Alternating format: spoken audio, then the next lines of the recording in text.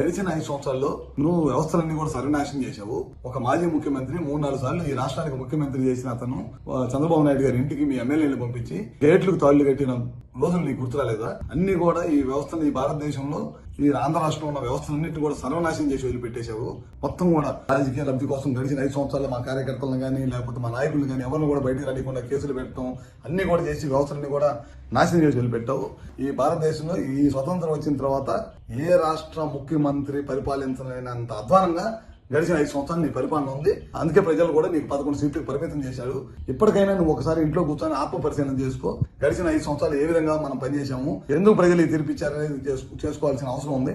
మళ్ళీ వాళ్ళ నిన్న కోడ్లో నువ్వు బయటకు వచ్చావు. ఒక ముఖ్యమంత్రిగా పనిచేసిన వాడివి కోడ్లో వెళ్ళకూడదనే విషయాన్ని నీకు తెలియదా?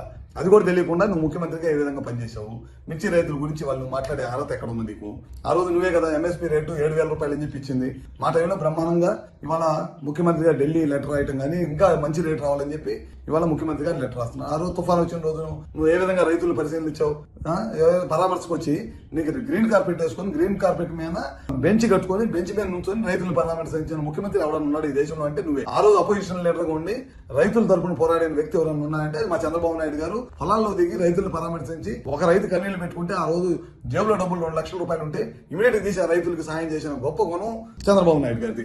ఇవాళ నువ్వు అన్ని కూడా మోసపూర్వమైన పనులు చేయటం, నాకు సెక్యూరిటీ అబద్ధపు హామీలు, అబద్ధపు మాటలు, పొద్దున్న లేచిన దగ్గర నుంచి ప్రభుత్వ పనితీరు మీద బురదేయడం తప్పక నువ్వు చేసింది ఏమన్నా ఉందని చెప్పి మరొకసారి తెలియజేసుకుంటూ ఇంకా నువ్వు ఆత్మ పరిశీలన చేసుకోవాలి. నువ్వు సంవత్సరం అయిన తర్వాత కూడా నువ్వు ఇంకా నీ బుద్ధి మారలేదు. ఇంకా నువ్వు పాత బుద్ధిలోనే ఉండవు, ఇంకా పాత టైప్ లోనే ఉండవు.